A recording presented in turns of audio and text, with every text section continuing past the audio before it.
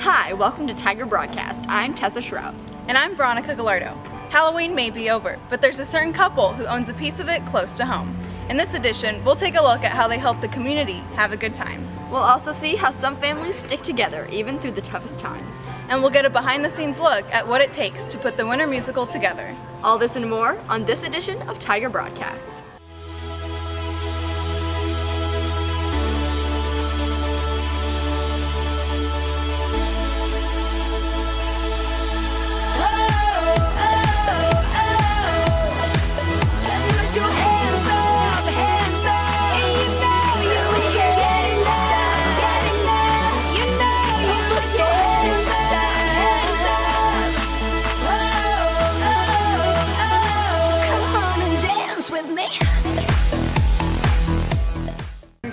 In this next segment, Melody Cox, Raylan Emery Callahan, and Tessa Shrout give us a behind-the-scenes look at Lee Summit High School's musical, White Christmas.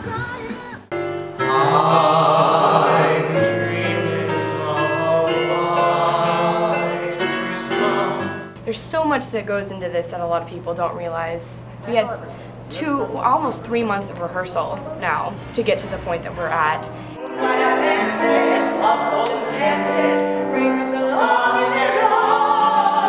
Lee Summit High School Theater Department is presenting the musical White Christmas by Irving Berlin. First, the musical starts by being chosen by the director. We get our roles assigned to us, and then you have to memorize your lines. Then we do scene work, we do character work, and telling your actors where they move and what drives them to move. We have 40 people in the high school cast, but we also have 20 extra kids that come on every night, and so in the end number we have 60 people on stage in costume. On any given show night, there's probably about 5-6 costumers backstage. There's 4 or 5 makeup artists. There's 7 to 8 people backstage that help move set pieces on. 4 spotlight operators, 2 sound operators, and there's 3 stage managers. There's a lot of people that help prop up the people on stage. Every single crew has so much to contribute.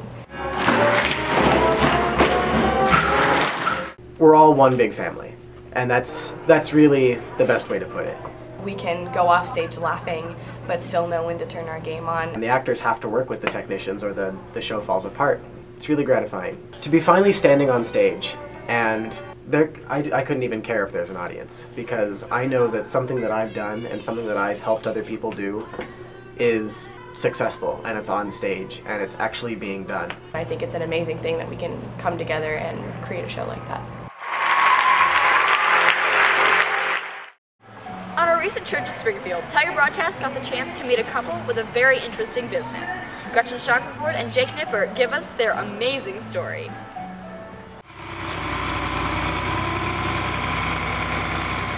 It is a bunch of work. And then, of course, during corn maze season, sometimes we have people that have stayed here till 1 o'clock in the morning. There's been as high as 3 weeks I've never left the farm because of customers, telephone calls, and watering that I have to do. Meet Evelyn and Larry. They own a greenhouse, pumpkin patch, and corn maze just outside of Springfield, Missouri.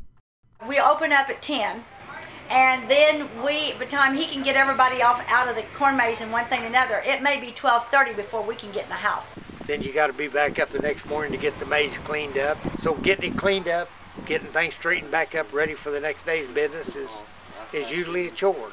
Although they are working hard in the greenhouse and field, they always remember that their customers need to be tended to as well. That's one of the reasons why they come back, because they say, I know I can always get help here. Yeah. I can always get my questions answered. Back before we started the corn maze, we pretty well knew everyone personally. Since then, we've had people stop in from South Dakota, North Dakota, Iowa, Minnesota, New York.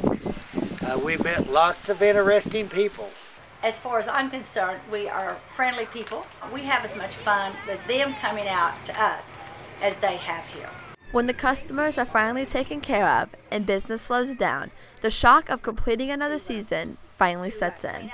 First of all, we're going to relax and try to get back to being a human. But I knew that the work is never truly done. When the doors are closed kind of to customers, your job isn't done. Oh no. People tells us you really don't have any time off, and that is technically true.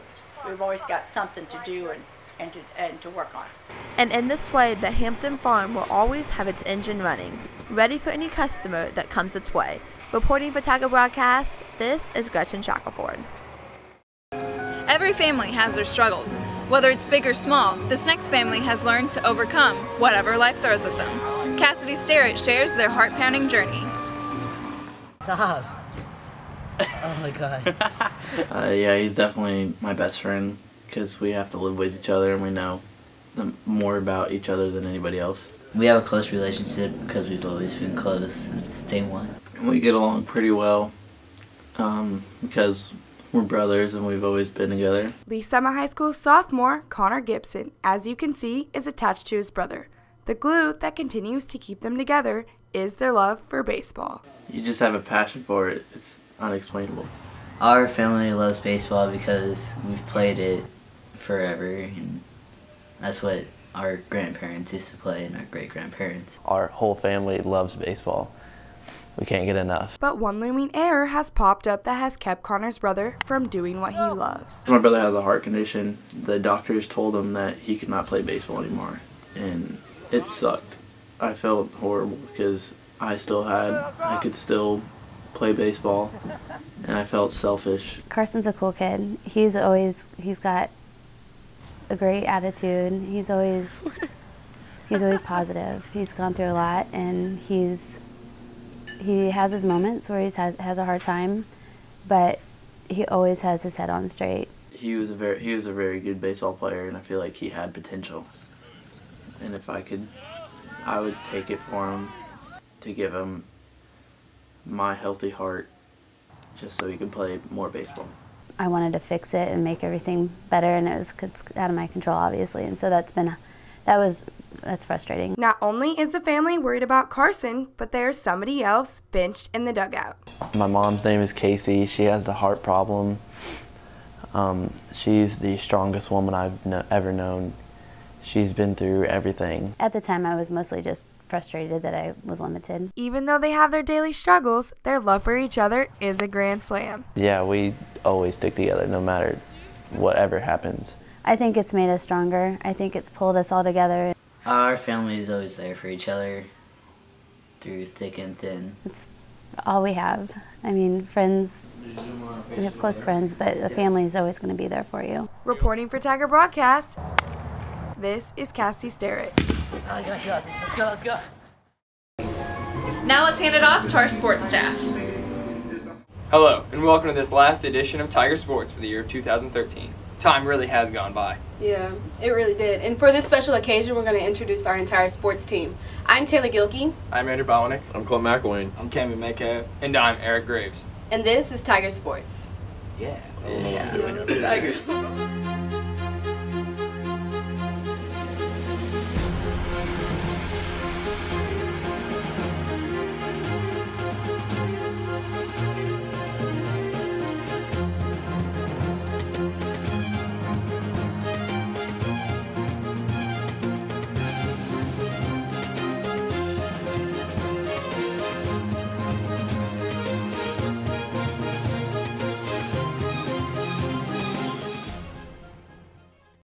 The Lee Summit boys soccer team hasn't been this successful in over 7 years. Here's a recap over the season. Time to look at some highlights of the Lee Summit High School's boys soccer team this year. Start off, Jake Peischer hits a nice line drop down the middle of the field to score against O'Hara. Aaron LaPaz used what he does best and takes his man one-on-one to score. Then Ryan Taylor kicks a nice ball down the middle to score again.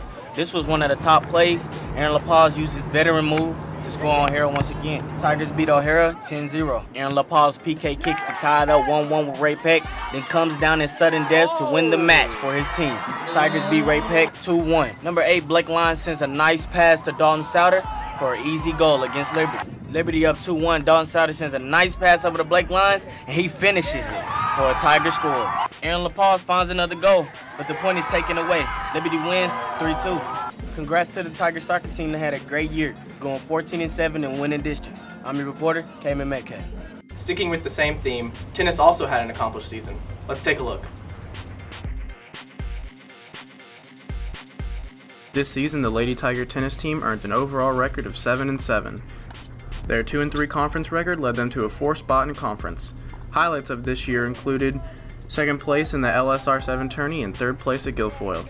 But the climax of the season, however, was senior Tess Herder and her accomplishment of beating Caroline Pozo from St. Joe's Academy 6-1-6-1 and bringing home the women's singles championship. This most certainly tops her 2nd place performance in state from her sophomore year in 2011-2012. Good luck next year, ladies. I'm Andrew Botwinick reporting for Tiger Sports. This next fall sport really hit one out of the state. Let's take a look at Lady Tiger Softball. Time for this last edition of Lady Tiger Softball. As we all know, our softball team is your 2013 state champions. But how did the ladies get to that point? Well, it all started in sectionals against Truman, winning 1-0, moving on to quarterfinals against Ray Peck, 5-4, with Alexis Reed slamming one out of the park. Then semifinals against Parkwood, 3-1. Then, last but not least, state against Webb City. During the state game, Bailey Baird smacks one out of the park, making it the first home run of the game. 0-5 Tigers, hit by Webb City, but the Tigers aren't going to back down as Rachel Pate stops them from scoring. Then Bailey Baird hits another home run, breaking the first record of the game. She also broke another record for 5 runs batted in. Then a third record was broken for 14 total hits in the game. The final score was 8-1, Tigers winning. That is how Lee Summit Tiger Softball became your 2013 state champions. This is Clint McElwain reporting for Tiger Sports. Tiger Volleyball is currently going through a rebuilding process, but there are a few bright spots. Let's take a look. Welcome to this recap of Lady Tiger Volleyball. The squad just finished up an improved season from last year. The girls put together a 3-12 season, improving from last year's 2-13 season. The Lady Tigers did work in the postseason to get a W over Belton before falling to Lee Summit West. The Tigers do have a bright future ahead of them with several girls being honored by the district, including junior Emma Locke receiving first team all-district honors, junior Haley Criswell and sophomore Cassidy Sterrett both received honorable mentions as well. Also, senior Megan Iverson got second team all-district honors. Congratulations, ladies. This is Eric Graves reporting for Tiger Sports. Football has had their best season in about 30 years with a 10-2 record. Let's take a look. For this season, I'm going to brag a little on our football team. Delshawn breaks this boy's ankles, having a total of 247 yards on punt returns. Levi takes it into the end zone for another one of his 8 touchdowns. Drew Locke, who has a total of 3,060 passing yards, hits Cameron Willis, who received 569 yards this year. Here on defense, cornerback John Gilkey snatches an interception from the Broncos. He has a total of 35 tackles this season. Casey Slaughter tears up the field with an average of 95.3 rushing yards a game. And we're going to end this recap with a quick touchdown by our very own Cayman Metcalf, who had a total of 11 touchdowns. The Tigers made it to the 3rd round of playoffs. Signing out, this is Taylor Gilkey. Over the fall season, we've collected an assortment of top plays. Here's our top 10. But before we do that, we like to recognize a few Tiger athletes. First, Ian Nickens in cross country, who made it to state, making 57. Good job, Ian. Another outstanding athlete, Skylar Brunt, Lee Summit High School freshman who plays golf, made it to state. She placed 30th. Congrats to her. Another sensational freshman athlete here at Lee Summit High School, Sam Drew, went to boys swim state and placed 30th in the 200 IM and 29th in the 100-yard breaststroke. Good job, Sam. Now let's swing it into the top 10.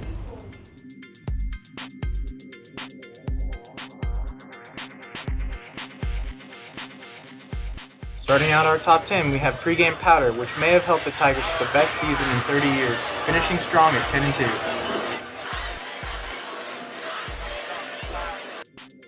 Laying down the hammer at 9, we have Megan Iverson with his game-winning spike against Ray Peck. Tigers won 25-13 in Game 3. Coming in at number 8, we have this deep home run by Alexis Reed, sending this game into extras. The Tigers won 5-4. Kicking this beautiful goal at lucky number 7 is Aaron LaPaz, who gets a nice pass from Ryan Hardy and barely finishes it past the keeper. Tigers beat O'Hara 10-0. Snatching up number 6 is senior Levi Fountain with the game winner under a minute left versus Ray Peck. Tigers won 44-38. Showing up at number 5, we have Lady Tiger Softball, but specifically this phenomenal tag out at home plate by Rachel Pate. Let's take it at another view. Sneaking in at 4, we have a sudden death game winner by Aaron LaPaz versus Ray Peck. Tigers won 2-1 in overtime.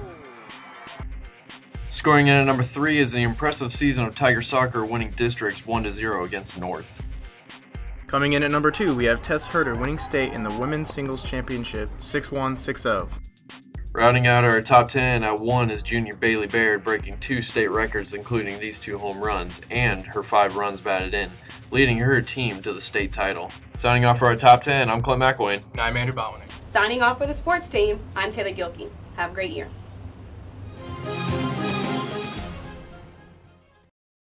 Thanks for watching this edition of Tiger Broadcast. For sports, packages, short films, and more, be sure to visit us at www.tigerbroadcast.com. Once again, I'm Veronica Gallardo. And I'm Tessa Shroud. Have a great winter vacation.